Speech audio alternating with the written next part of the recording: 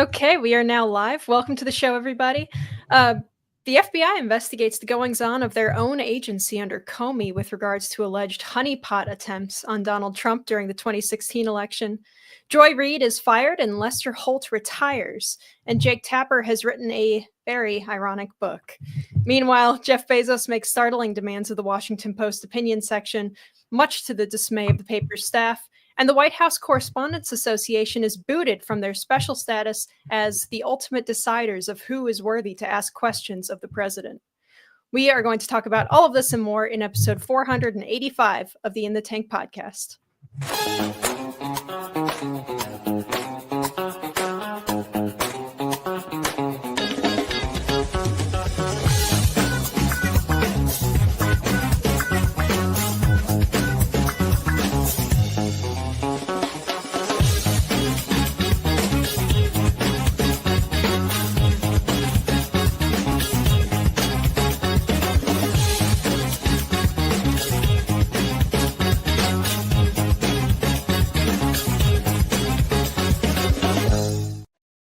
Oh, and there's Jim. He's become more famous than me.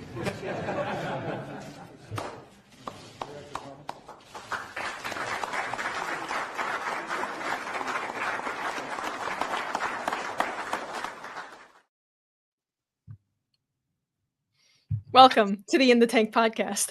I'm Linnea Lueken, and today, as usual, we've got Jim Lakely, Vice President of the Heartland Institute. Jim, how are you?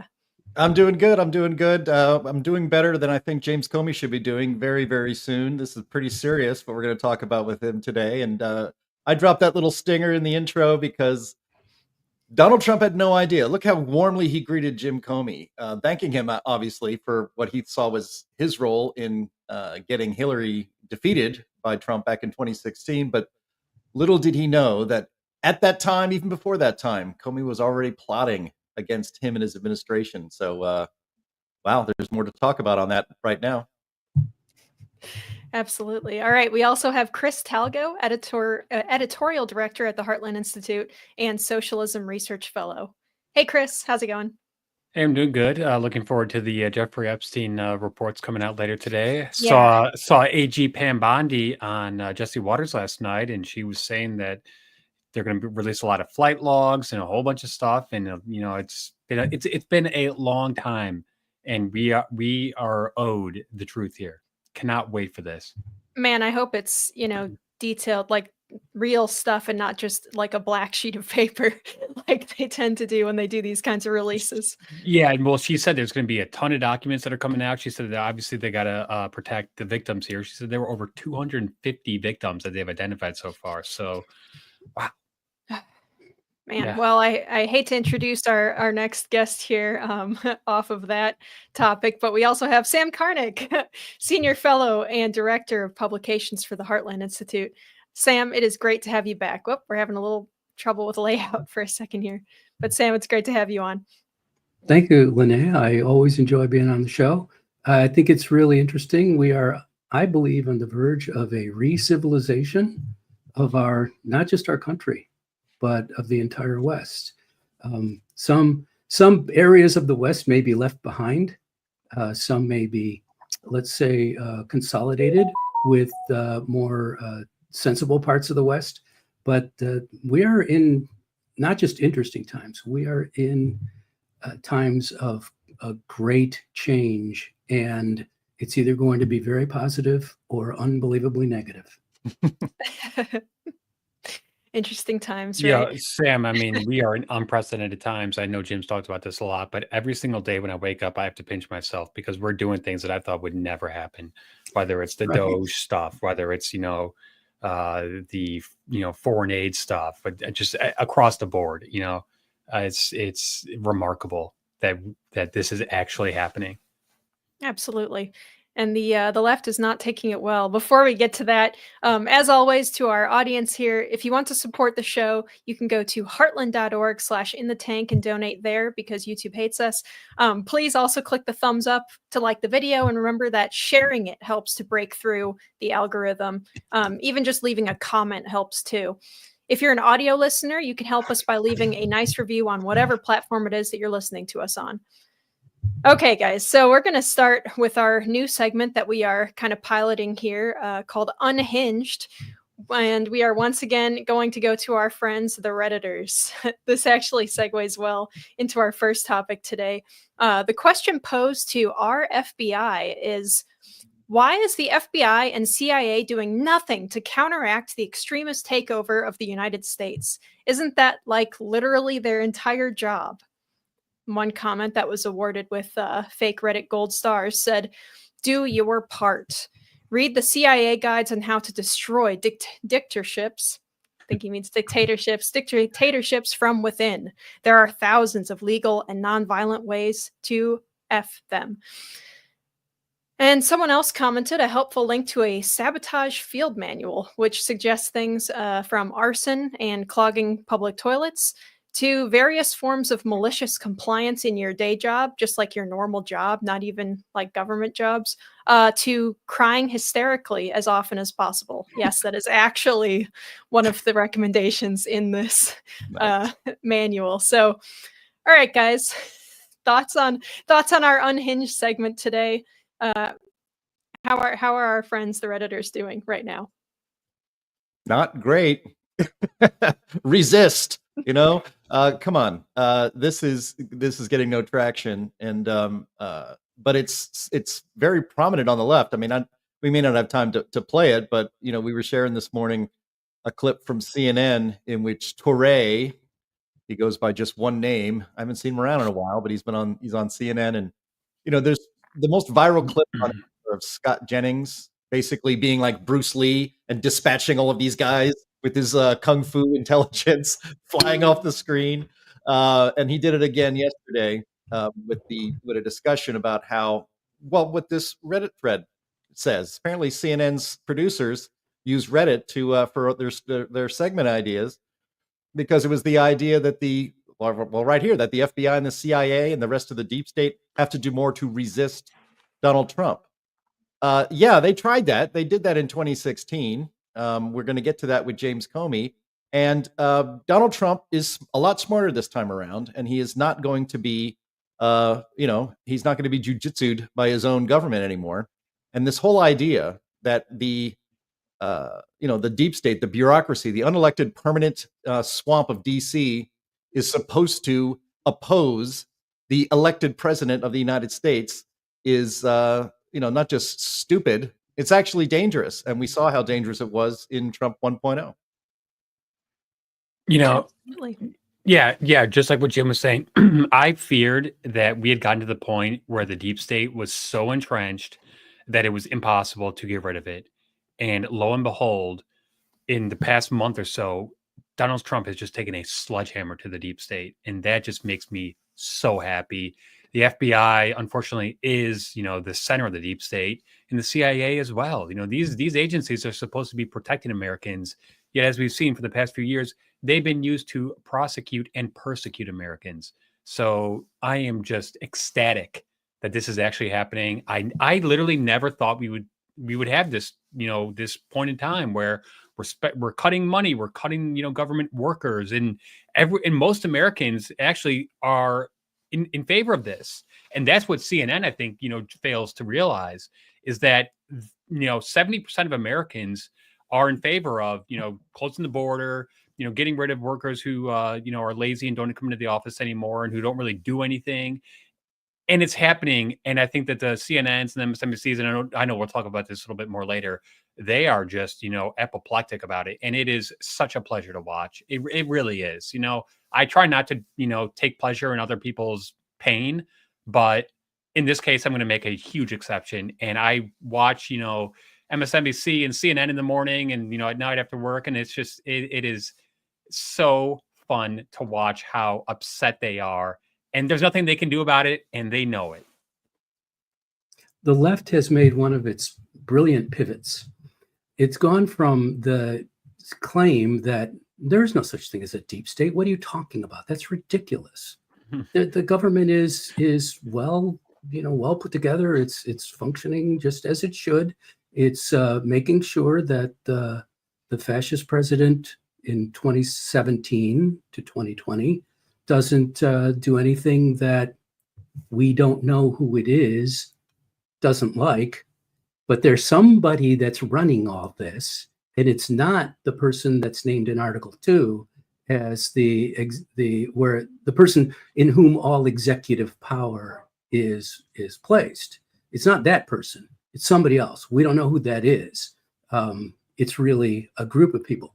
But so they've gone from saying, there's no such thing as the deep state to deep state, where are you? Please help us. You're our only hope.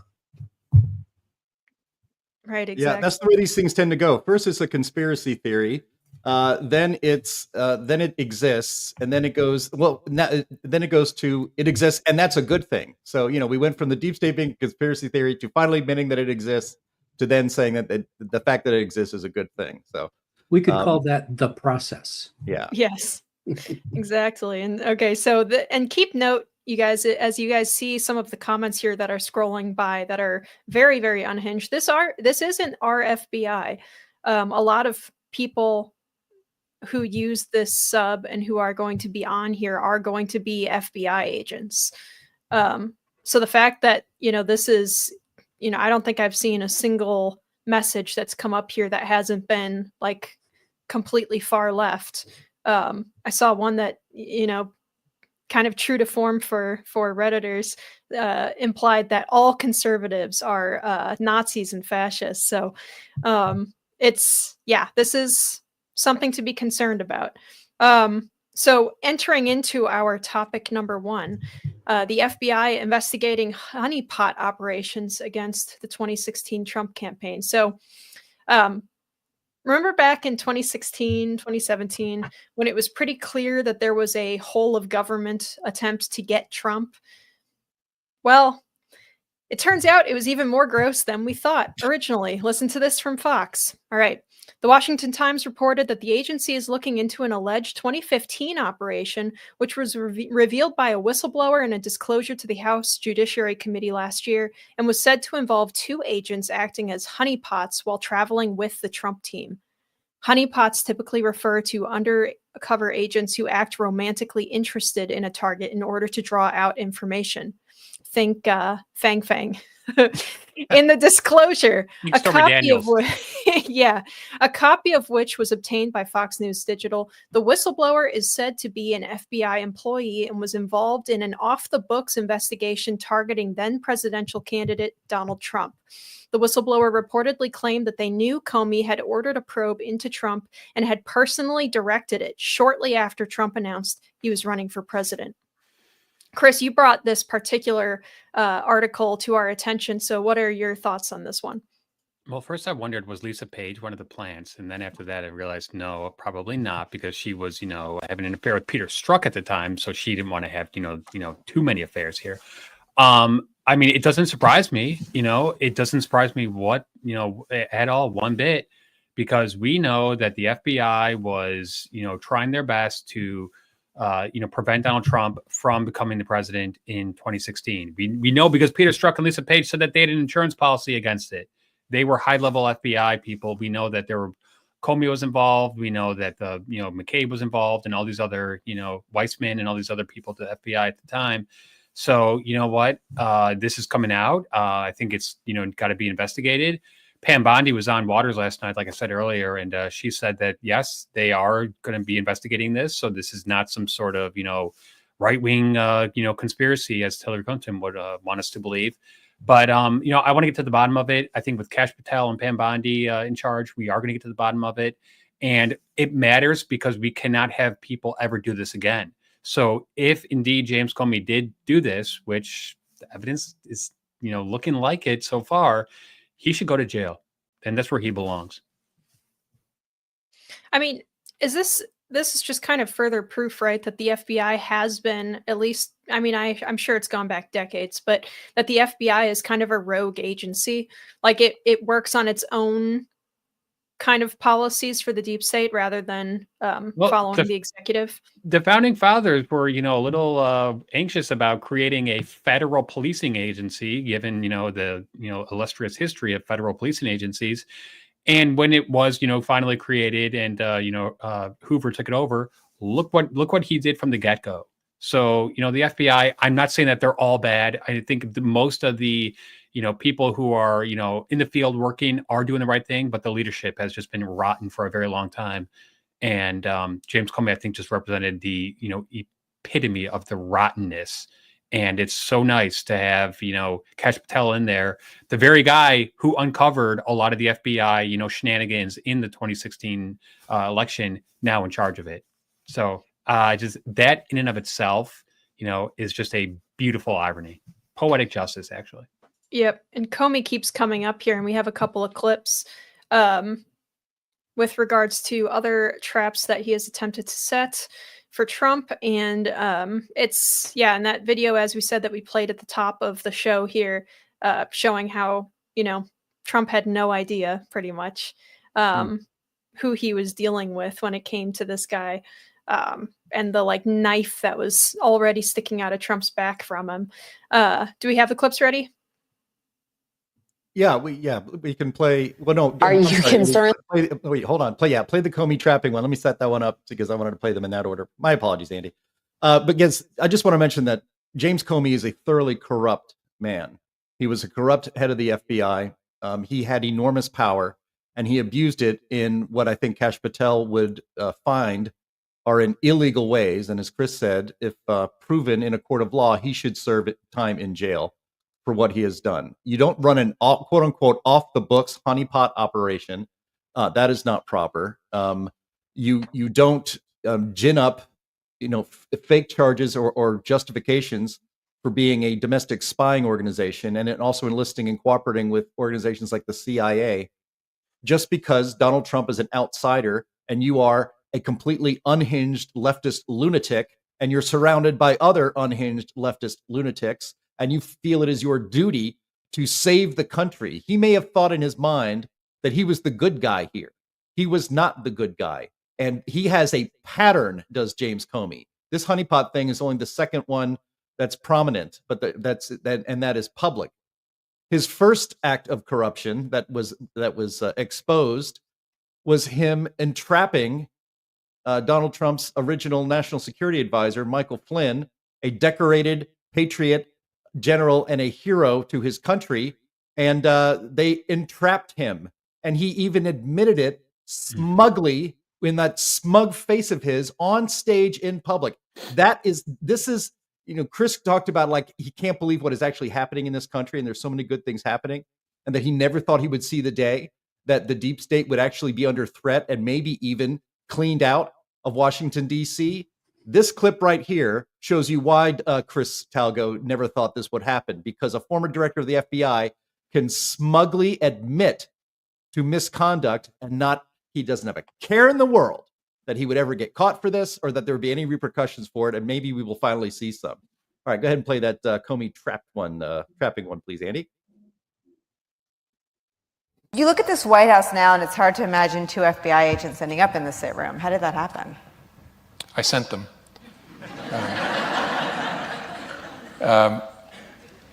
Something I probably wouldn't have done or maybe gotten away with in a more organized investigation, a more organized administration, in the George W. Bush administration, for example, or the Obama administration.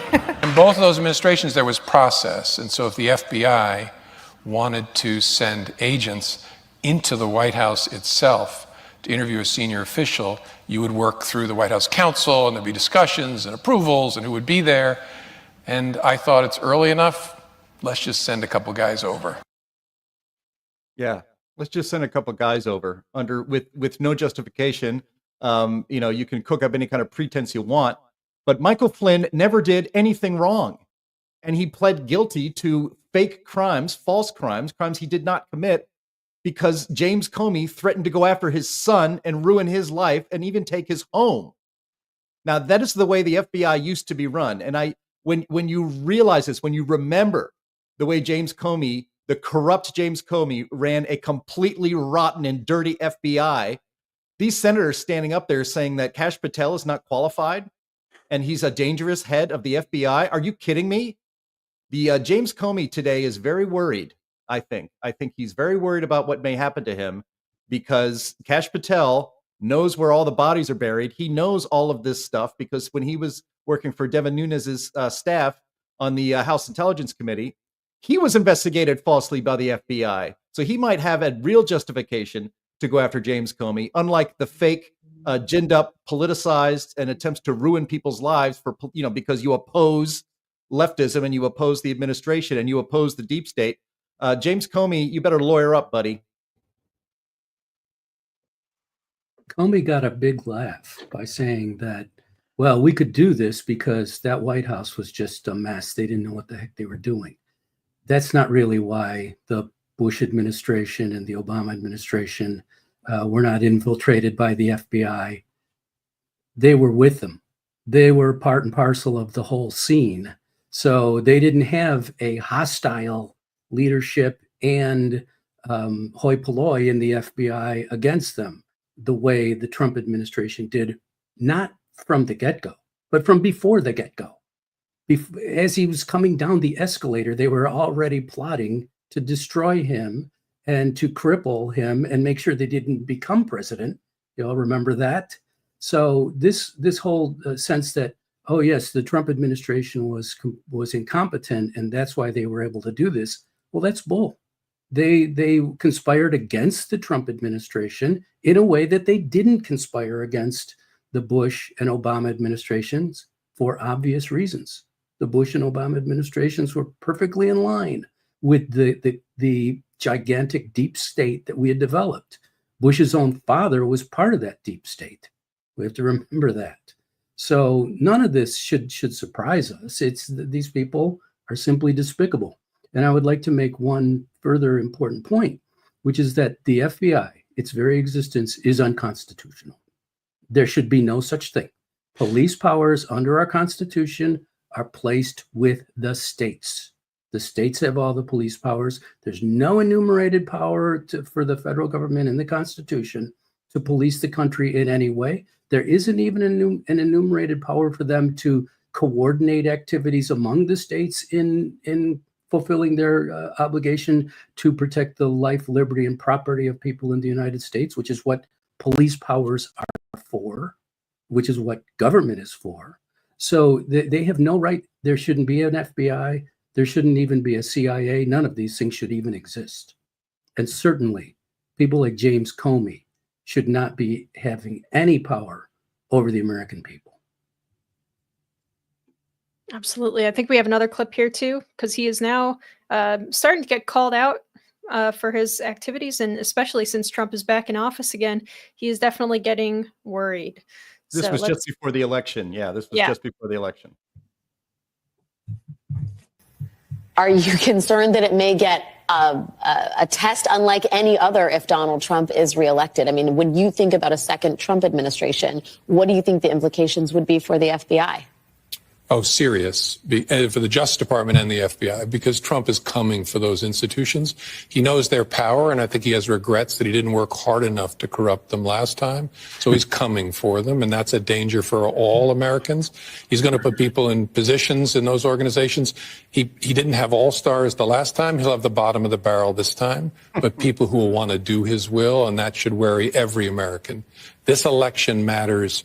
Because of a reason like that, people have to participate. You cannot sit on the sideline. I don't care how you feel about Joe Biden, you must vote for him because the consequences on the other side are too severe. Yeah, look at the MAGA mafia. Not so smug anymore, are you jerk? Well, first of all, her show got canceled. Yes. True. Yeah. Oh, yes. Thank you, Chris, so much for this excellent section. I'd love to talk about segment, right? beautiful. I'd love to keep talking about the FBI forever, but we are going to move along to our topic number 2, which is that all sorts of MSM people are getting canned or retiring or disappearing from the air. It's very interesting to watch. We are going to start with Joy Reid, who I'm sure all of our viewers will miss very much. I'm sure they're all watching MSNBC and enjoying her show. And we all shed a tear on Monday when she had her last show. So from NPR, which I helpfully archived so that we didn't have to give them clicks because I don't like them. Okay.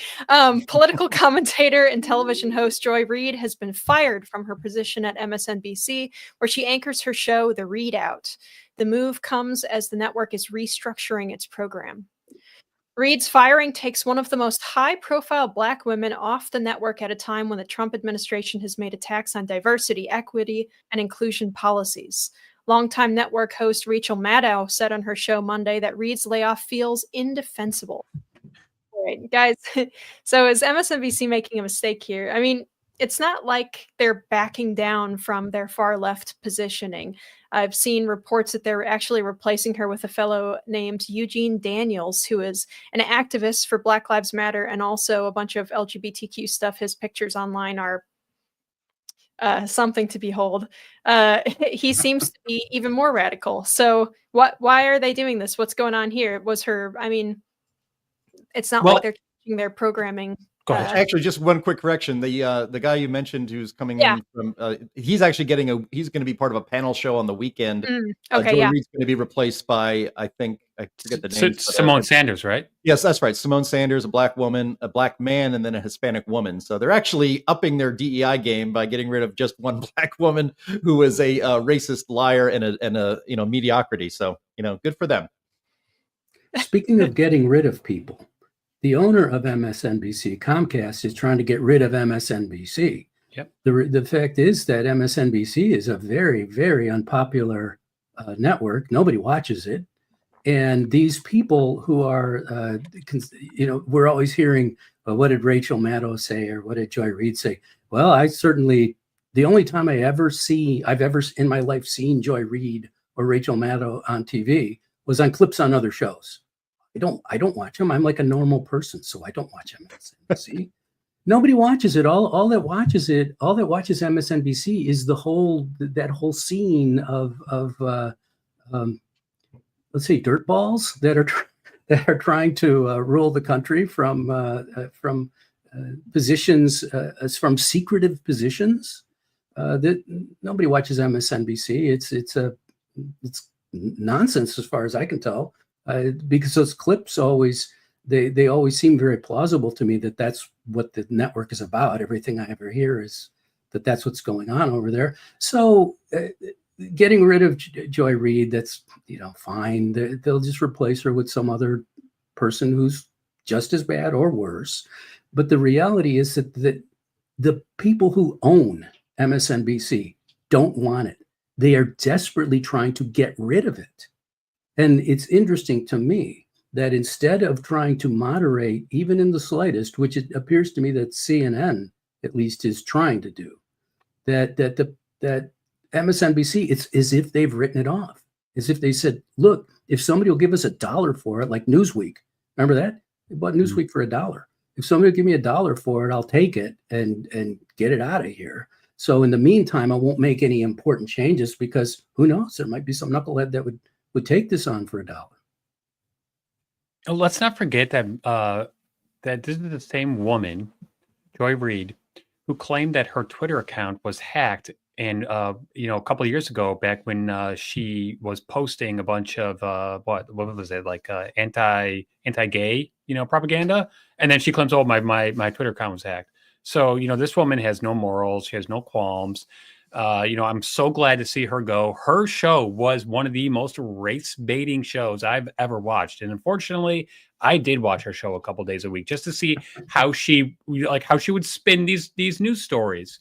And, honestly, it gets boring because once you watch one show on MSNBC, even if it's Morning Joe in the morning while I'm getting ready for work, you just know that those talking points are going to be repeated every single hour.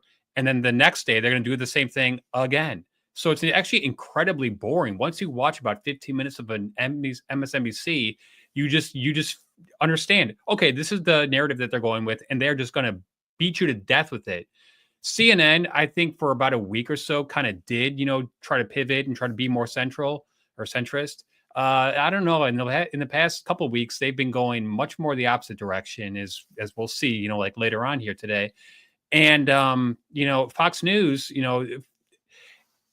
I think Fox News is so popular because not only do they respect the viewer, but they give you both sides of the argument. And that used to be the norm. CNN, MSNBC used to have guys on both sides of the aisle and they would debate, but they've completely, eliminated that in recent years. And it's incredibly boring to watch those channels.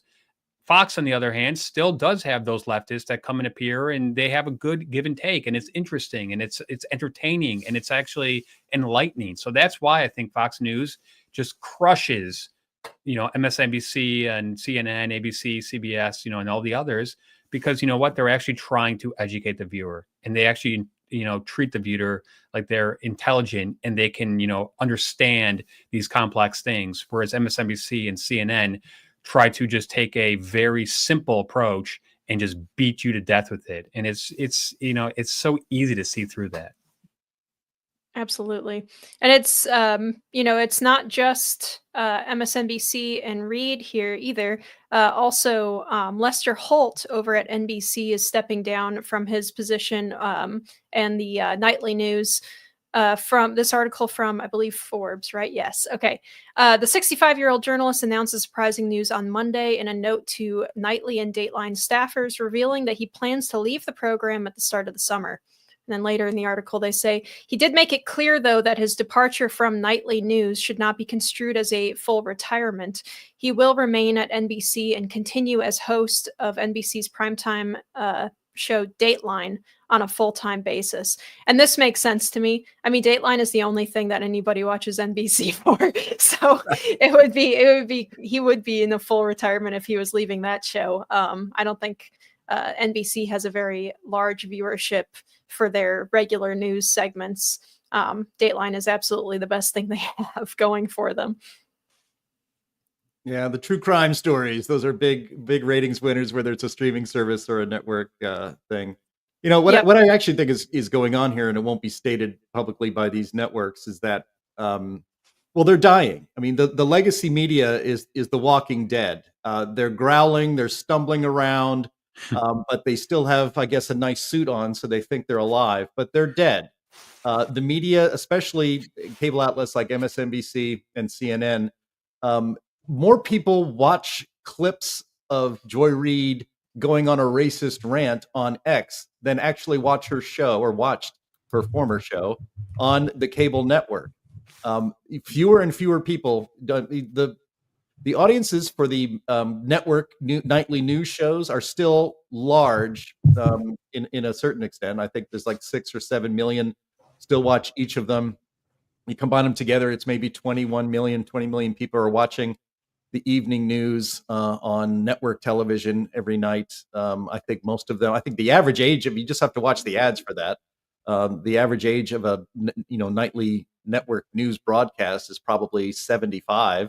I'm getting up there in age too. I'm in my 50s, so this is not ageism, and Sam, you're older than me still. But let's face it, the audience for this kind of media consumption is frankly dying off.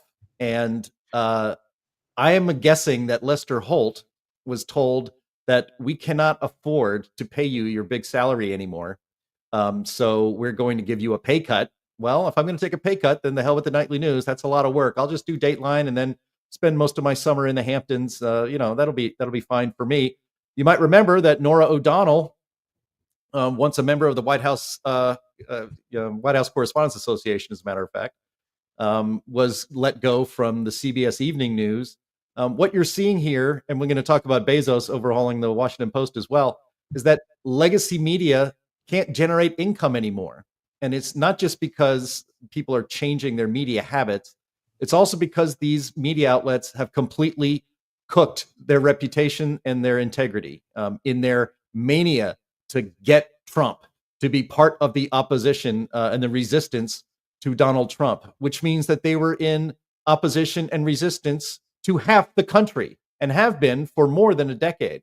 So this is, I think there's that famous quote, I think it was from Hemingway, and they asked, how did you go bankrupt? And he said, slowly and then all at once.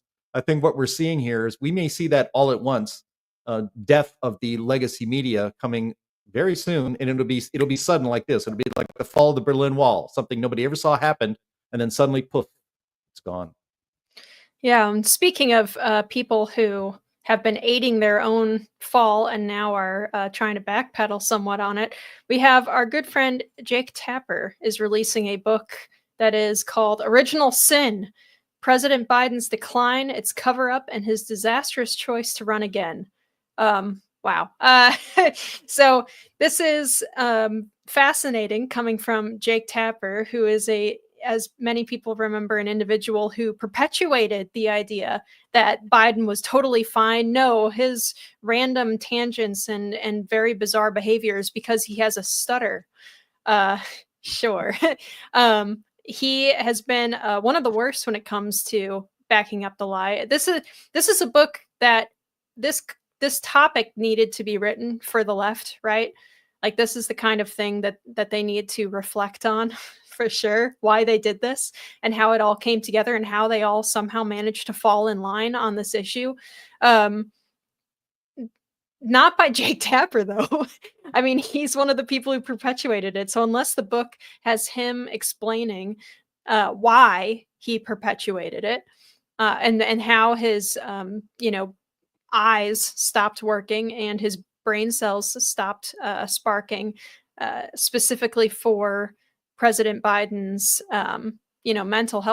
obvious mental health decline. Just fascinating to see this coming from him. Chris, I can see you kind of smiling there. What are you thinking? I mean, the clips speak for themselves. In 2020, I saw a bunch of clips where Jake Tapper is saying Joe Biden is, mentally, fit, and anyone who questions him is, like you said earlier, like making fun of his stutter and stuff like that. We all knew in 2020 that he was not able to be president. We all knew throughout the 4 years that he was there that he had no business being the president. And CNN and Jake Tapper on like every single day got up there and defended him. So how, after the fact, I mean, how stupid does he think we are? And how short does he think our memories are? We can go back and watch the clips of him a couple of years ago saying that Joe Biden was, more than capable of being the president. And then a couple of months after the, election, he comes out and says, oh, yeah, he never should have been there in the first place. I mean, give me a break. Look at the Andy, can you put put that back up again? I want to read the subtitle of this book. President Biden's decline, its cover-up, and his disastrous choice to run again. Nice passive voice there. It should be our cover-up of the President Biden's decline, because everybody actually, as Chris just pointed out, everybody with eyes and a functioning brain knew that the president was in decline by 2020 and was far down the road of decline very soon into his administration, if not for every single day of his administration. We all knew it was happening.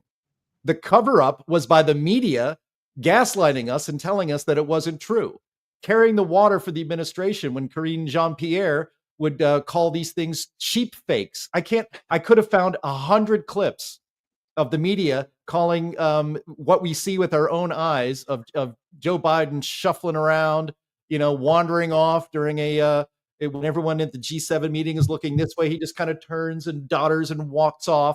And that's a cheap fake. That's taken out of context. Brian Stelter screaming at people, saying that Fox and people like us on X are taking it out of context when we're just showing the clips, and they called them cheap fakes.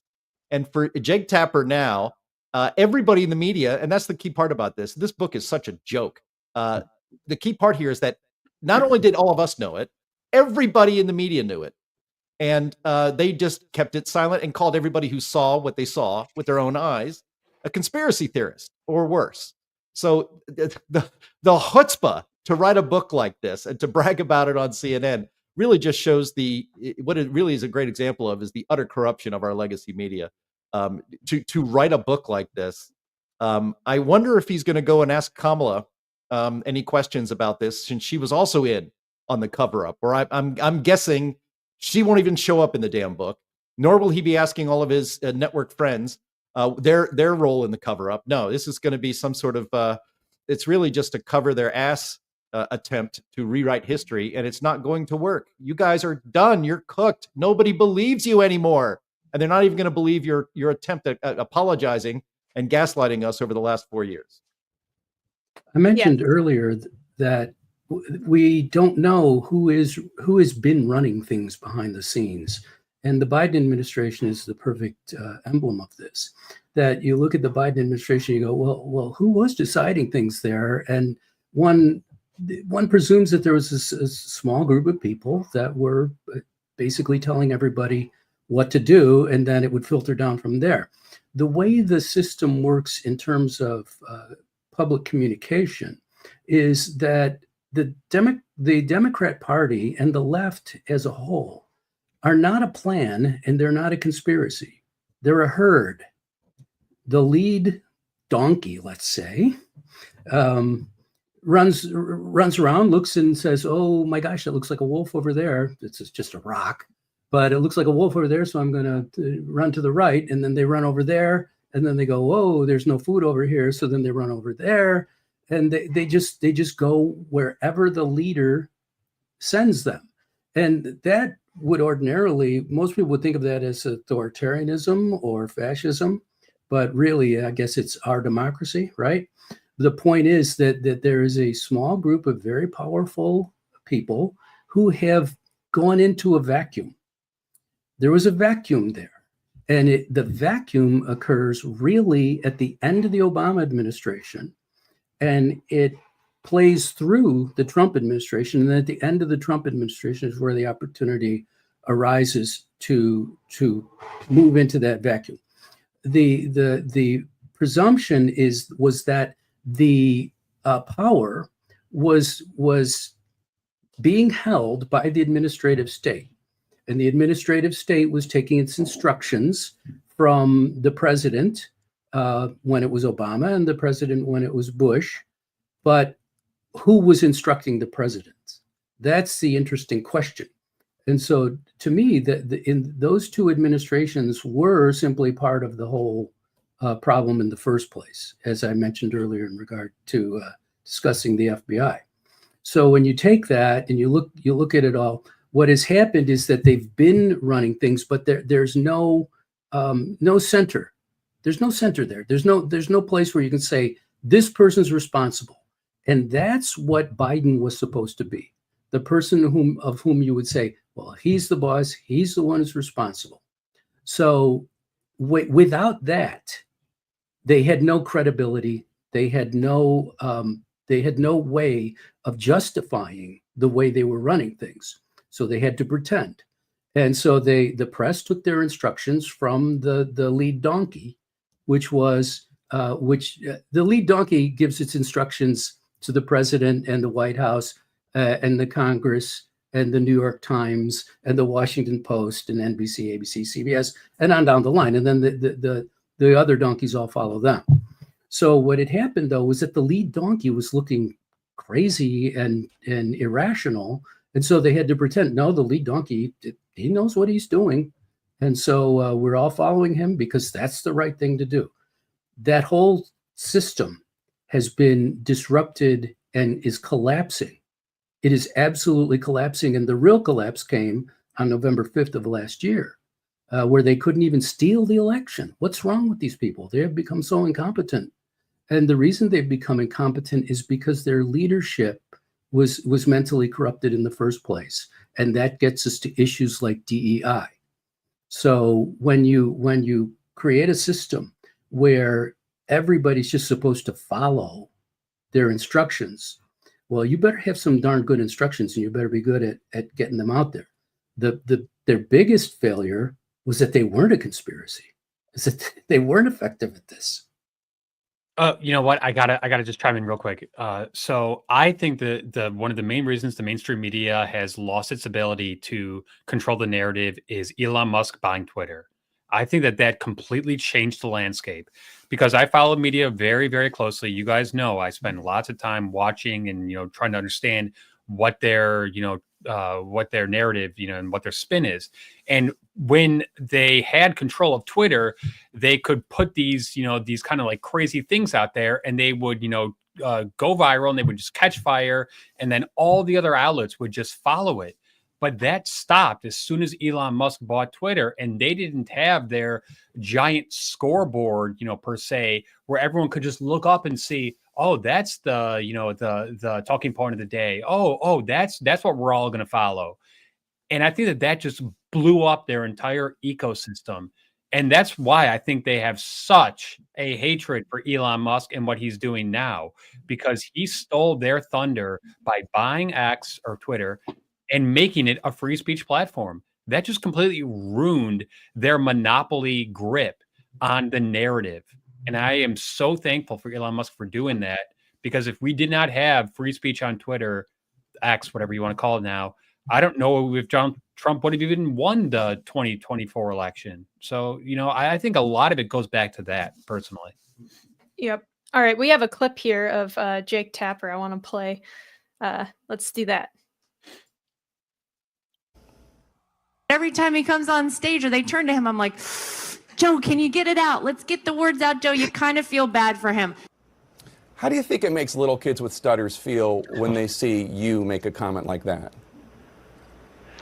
First and foremost, I had no idea that Joe Biden ever suffered from a stutter. I think what we see on stage with Joe Biden, Jake, is very clearly a cognitive decline. Okay. That's what I'm referring to. It makes me uncomfortable You are to watch somebody on stage search for that's so amazing. questions It's so amazing to me and try and figure out an answer. A cognitive decline. Well, when you're trying to tell me that what I was suggesting was I think that you were mocking his stutter.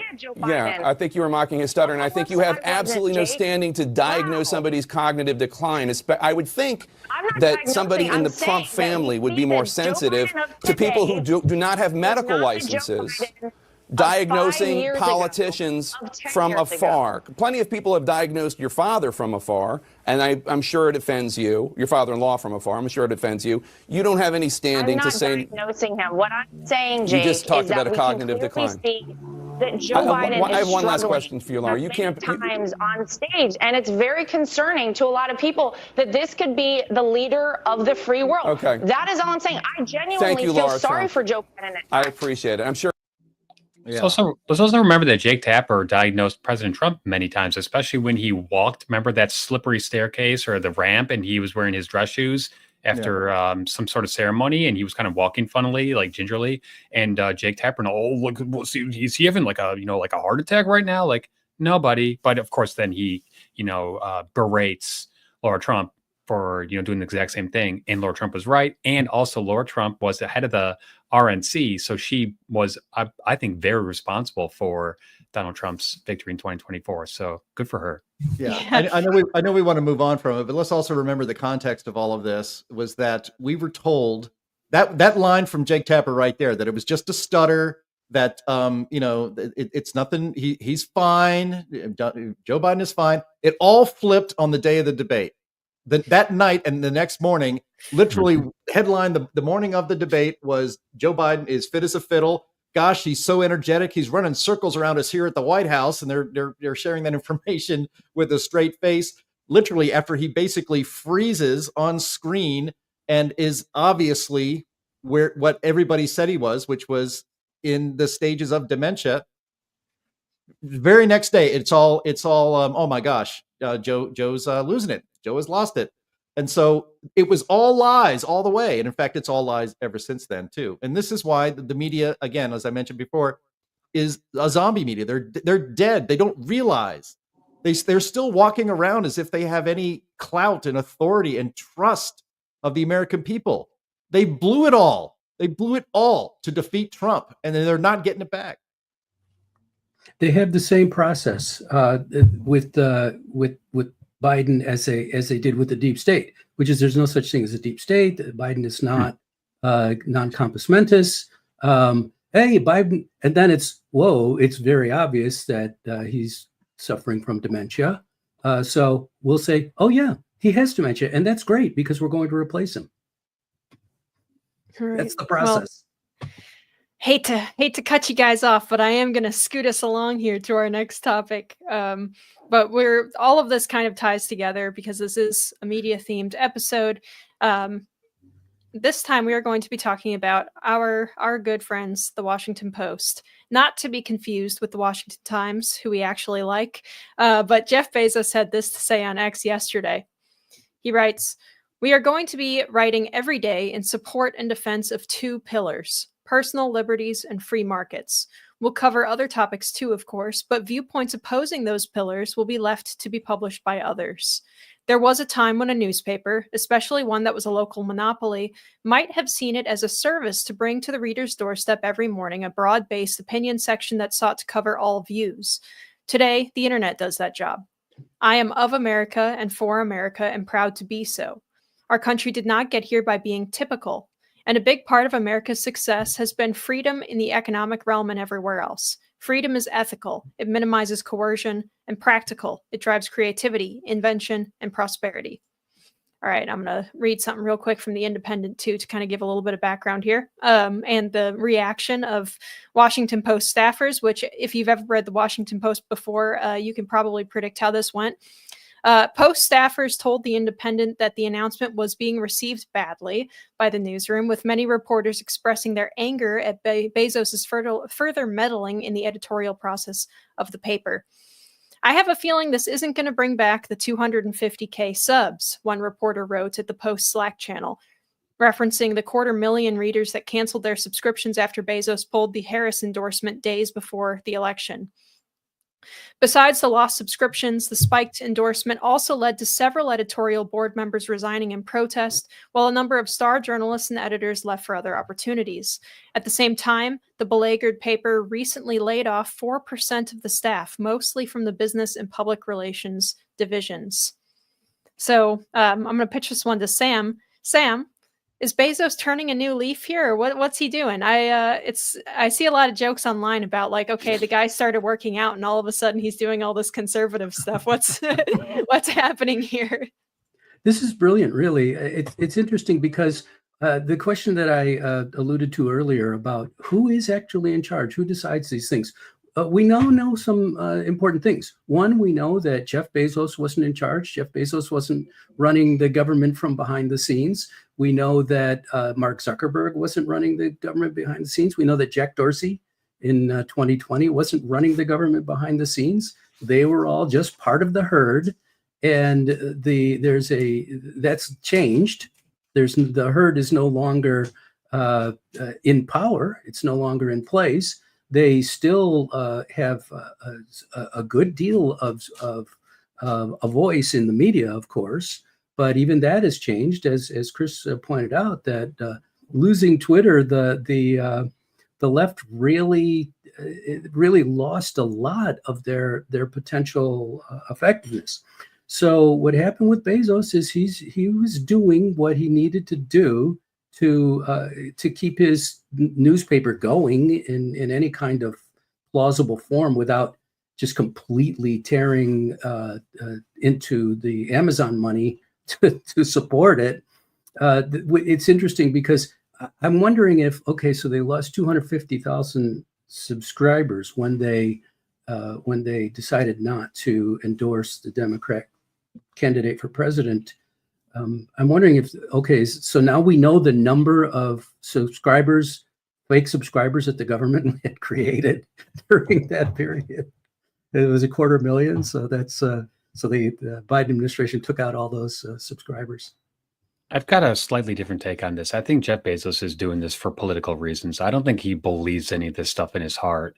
You know, for several years, Jeff Bezos was more than happy to get along with big government.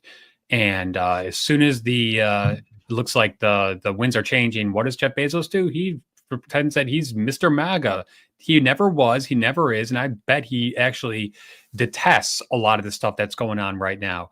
But for, whatever reason, he has decided to do this. So, I mean, I'll support it because I obviously believe in free markets and, and freedom and, economic prosperity. So I'm glad that this is happening, but, I don't think that this is some, transformation that he underwent. I think that this is all political, and he's saying, hey, I want to be on the good side of the Trump administration. So I'm just going to do this to make it seem like I'm on their side. Yeah, absolutely. I have a pretty hard time trusting a lot of the big tech guys, whether it's Amazon or Facebook, Meta, whatever. It all seems very convenient that all of a sudden these guys, go on Joe Rogan or whatever, and they pretend like their entire outlook has changed, but they insist that they didn't change, and it's just CYA. Yeah. But if he really cared about free markets, he would never have allowed the Amazon Web Services to cancel Parler and these other free speech platforms. So his actions for several years have gone in the opposite direction, and then all of a sudden, as soon as Donald Trump comes into the White House and he gets a visit to Mar-a-Lago, he's kissing the ring. So that's what I think this is about. Can we kind of he blame and Zuckerberg are completely cynical. They're just making their decisions based on what's best for them. Can we kind of blame the right? Can we kind of blame the right for this too? Because our friends on the right here seem to me to be way too eager to accept someone as our guy the moment they say something that's even vaguely correct or in our direction, and all of a sudden they're being promoted, they're being invited to CPAC and put up on stage, they're being invited to wherever. Is this kind of our fault? Have we created this trend of these kind of big leftists who will say the right things only to stab us in the back later? William F. Buckley created that. He decided that we would try to the right would be respectable. It wouldn't be people like Taft and Lindbergh and so forth, and so that they would try to get respect from East Coast liberals, and that was a deliberate move that they made during the 1950s and especially the 1960s when they jettisoned the John Birch Society. That was deliberate. Their whole point was we need to get into the elite, and we need to take over the elite. The problem is that that's not the way the right is built, and that's not what the right stands for. The right stands for small government and for people having their rights protected by government, not run over and being told what to do and becoming part of a herd.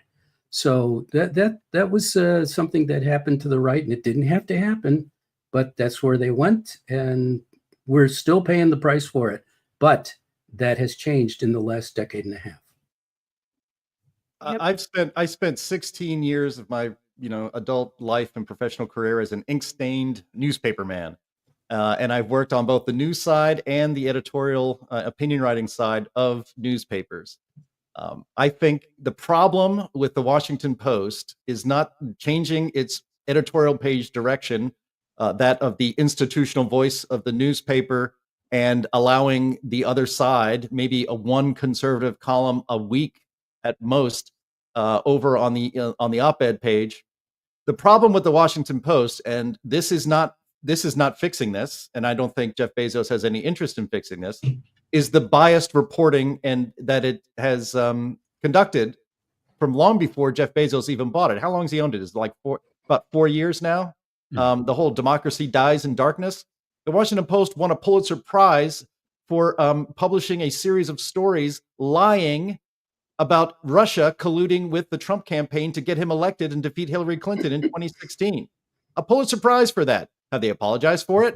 Did they actually report on anything in a fair, balanced, and in a way that is supposed to inform the public instead of propagandize for the Democratic Party and for the deep state? No. And it used to be that the Washington Post could be counted on to, although it would be a little bit biased in a liberal direction, could at least be counted on to get the facts right. The Washington Post is not interested in reporting facts on the news side. It's interested in being a Democrat propaganda sheet. And the fact that reporters are pissed that that an editorial page that nobody reads and nobody cares about, that's what's going to get them so upset that they're going to leave, or that people would cancel their subscriptions.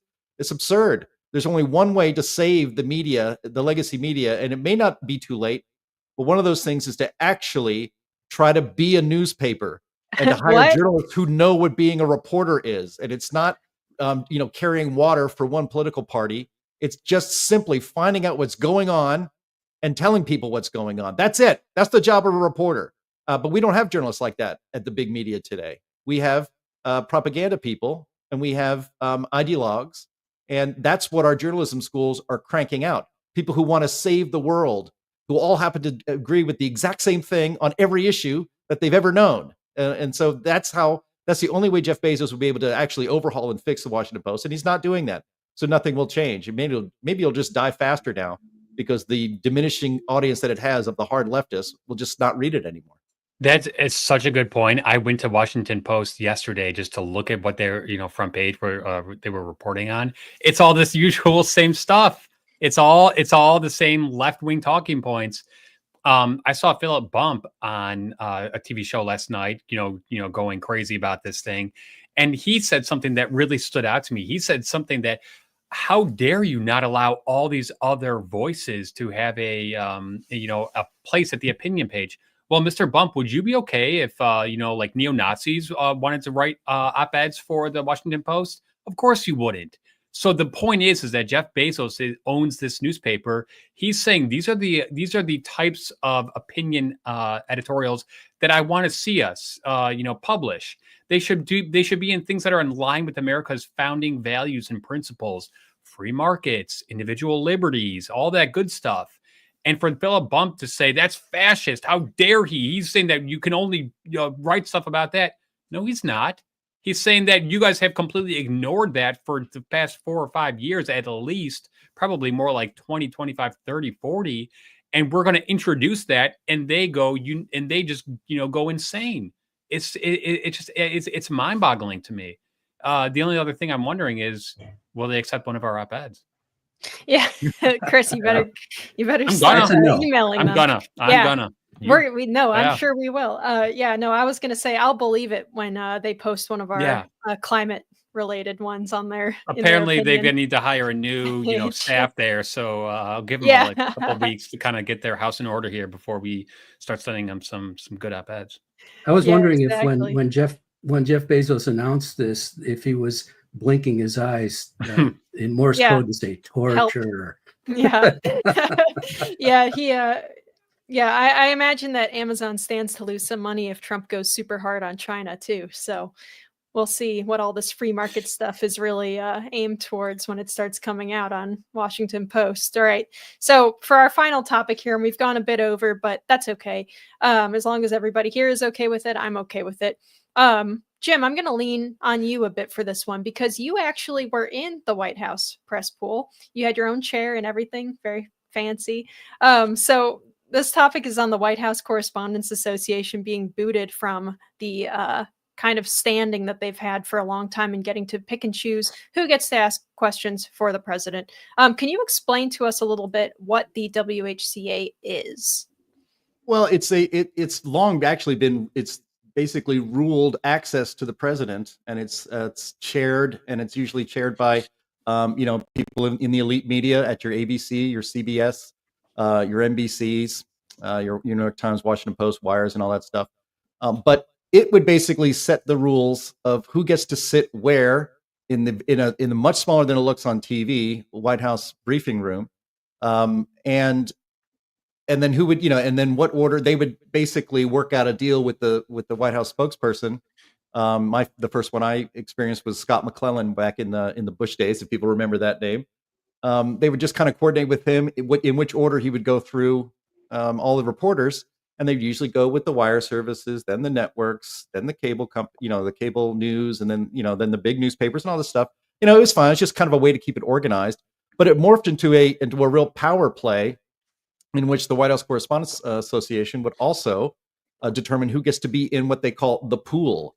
So yesterday, for instance, if you watched the coverage of Trump's cabinet meeting, you would see there was just a handful of reporters that were in the room, because again, you can't fit all the reporters who are covering the White House in one space like that in the room. So you have what they call the pool. And so you have a representative of the wire services, a representative from one of the news networks, cable networks, etc., walking in there. And then when they're done, they write up a report that they share with the rest of the reporters that cover the White House. That's really basically what your job is. Your job is just to record what happens. The pool follows the president everywhere he goes, pretty much, except for in the residence of the White House.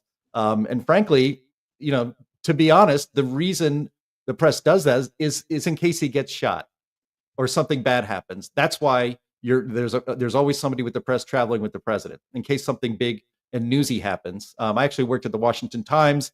The bureau chief or the lead White House correspondent for the Washington Times, that during 9/11 was a man named Bill Salmon. He just happened to be in the pool on the morning of September 11th, 2001. So he actually ended up writing a whole book about George Bush's day that day. It was really, but it was just the luck of the draw, right? But the Trump White House actually has decided that the White House Correspondents Association is no longer going to basically give permission and access to the White House briefing room anymore. They're not going to be able to determine what order the questioning comes through anymore. We're going to do that. Now, the White House Correspondents Association is full of a bunch of self-important journalists who are just outraged about this and think that this is yet again, every little criticism of the press from the White House is an attack on our basic constitutional rights of free speech and freedom of the press.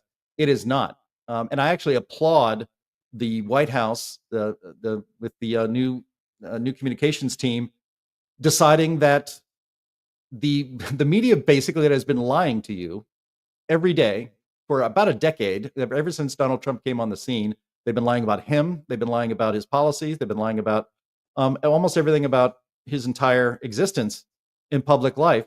You're not going to be rewarded by having us continue to do things the way they've always been done. Instead, we're going to let in people like Breitbart News and Newsmax, and they're going to be called on earlier. They're going to be part of the pool. You're not going to keep them out anymore. You're not going to gatekeep and make it exclusively for your elite media to be in the pool. We're going to open it up to other people. That's all this is. And they've lost their minds because, frankly, the White House Correspondents Association is like high school, but dumber and more petty, if you can believe it. I absolutely can. Jim literally stole the words out of my mouth. I was going to say that they were the corrupt gatekeepers, which they have been for a very long time. And I watched a really good interview with Caroline Levitt about their approach to the White House briefing room and just like all this kind of stuff. And she said, you know what?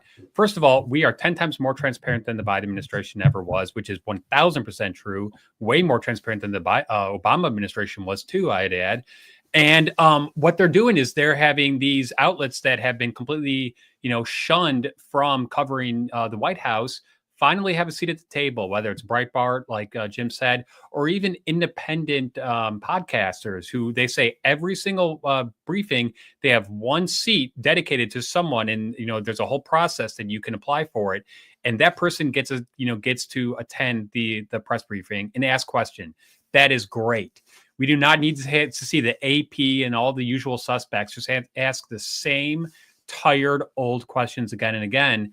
And one other thing about the White House Correspondents Association, they host an annual dinner, and it's usually referred to as the Nerd Prom. Okay, and I watch them, because they usually have a good host, a comedian. They have become so politicized over the years that it is literally unwatchable anymore. So I'm really hoping that this sends a message to the White House Correspondents Association that you need to represent all Americans, not just the left. You need to represent the interests of all of us. And I think that's finally kind of starting to happen. And, it's going to take a lot of, breaking eggs, to make this omelet, but I think it's well worth it. Yeah, you need a lot of people who aren't like entrenched in this stuff, who are willing to go up to these guys and kind of smack their nose a little bit, and say, hey, you don't get to tell everybody else what to do, and you don't get to have your special seat when you're being a jerk with it. Well, sorry. I was just say, I can't get over the hypocrisy that Donald Trump is not being transparent, and oh my God, he's doing all this stuff. Donald Trump is the most transparent president ever. The cabinet meeting, he held an hour-long press conference before the meeting. Joe Biden never did anything remotely like that. Almost every single day, Donald Trump takes questions from reporters. There were times where Joe Biden would not take a question from a reporter for weeks, if not months. So give me a break. This Donald Trump, second term is as transparent as ever. And the White House Correspondents Association is a just legacy, media, dinosaur that just needs to go. This story actually brings us to, it sort of ties up everything in this. like the FBI, like the MSNBC, like CNN, like the Washington Post, the White House Correspondents Association was a corrupt and arrogant institution that created its own demise. The American people are tired of all the rubbish that they get from all these institutions. These institutions have become so corrupt that it's no longer, you can't hide it anymore. It's no longer that Jake Tapper, no more can Jake Tapper make this look good. No more can Joy Reid whip up enough anger to paper over the incredible corruption and self-destruction of these institutions. They did this to themselves, and this should be a happy day for everybody. Yeah, and it's something that I kind of had wanted to comment on earlier, but I left it for now because a lot of people want there to be like a bad guy to fight, right? A bad guy at the head of everything, like Cobra Commander or something, sitting back in his chair with his cat. I root for the bad guy. Yeah, every movie and TV show. Cobra Commander was cool. It's cool. So besides that, but the reality, unfortunately, is that we don't have a Cobra Commander. What we have is, like 10,000 jerks in a trench coat, right? It's a million people who all are more or less on the same wavelength with their vision of history and their vision of the future, and they just work in concert because they have the same ideas and they help their buddies out. And this has been going on for probably at least more than 50 years at the highest levels of our government. There's 1 million staffers who have been in DC for decades and decades, who have all the right friends, who know and they all talk and they're all nice to each other, to each other's faces. And then they're maybe have critical words, behind their back, but mostly are nice to each other, to their faces. The same thing goes for the media people. I'm sure that all of these correspondence people are, kind of backpatter buddy guys at these fancy dinners and stuff. And to walk up to another guy at one of these events and say, hey, you screwed up here. That reporting that you did was false. I can't imagine that would ever happen with these guys because it would be so uncouth, right? But now you've got people coming in like J.D. Vance as a vice president. You've got people coming in like Kash Patel in the FBI, who are not people who have been entrenched in this for a long time and who have learned the like soft-spoken, you don't want to make any waves, be a problem kind of people. And they're willing to just like get up in someone's face and tell them they screwed up.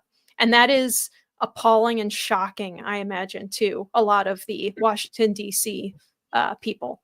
Yeah, you have to understand. There's a big class element to this. I know we're getting late here, but I was one of the very rare journalists, not to toot my own horn, to have made it all the way to the White House as a reporter, where my first beat was on a newspaper that I think had a circulation of about 25,000. And my first real beat was the McCain County, Pennsylvania Sewer Board. I went to sewer board meetings and reported those in a tiny little newspaper. And then, 10 years later, 12 years later, I'm flying on Air Force One, to Chile for a summit. It's pretty amazing. But most of the reporters that cover the White House, they go to Brown, they went to Brown or Harvard or Smith, all these elite schools. I went to a public university. I was not of their class, and I think a lot of this, the resentment, I was tolerated. I was at the Washington Times, with which a lot of my colleagues, I was friendly with a lot of them. Didn't have a lot of respect for. Fine, whatever. I don't care. I'm doing my job and I'm doing it well. But they just can't imagine sharing a room like the prestigious White House briefing room with the likes of a reporter from Breitbart or from Newsmax. Or gosh, maybe even somebody who is, a citizen journalist on Twitter. It's so beneath them, and that's why you see the outrage and the contempt, and they're losing their special status. Those people are not supposed to be in the club, and here they are, and they're being called on while the Associated Press is being ignored.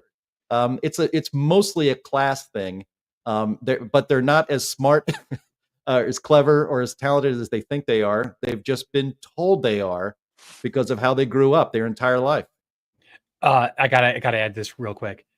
The Associated Press sued that their access was pulled, and guess what? The judge immediately was like, no, this is ridiculous. But the fact that they thought that they had a constitutional right to be in the White House briefing room just is so symbolic of the privilege and everything that Jim just talked about. It's like, well, we have to be here. We're the Associated Press. No, you guys have completely messed up. For many years, you have gotten stuff totally wrong. It's a privilege to be in the White House, press briefing room. You have lost that privilege. And that to me is just so great, because maybe it will make others like Caitlin Collins and others, in the White House press pool actually think a little bit differently now, and actually maybe treat President Trump with a little bit more respect. JD Vance had a great little thing that he said at the beginning of the cabinet meeting yesterday, where he tore into the media as they were standing there right in front of him, telling them, hey guys, just want to let you know that a lot of the reporting that you've been doing about this administration is completely false. Stop doing it. I am so glad to see stuff like that. I don't think that would have happened, in any other prior administration. Absolutely. Well, if anyone doesn't have anything else to add here, I think we're going to probably get out of here. This was a great show, everyone. Thank you for being here.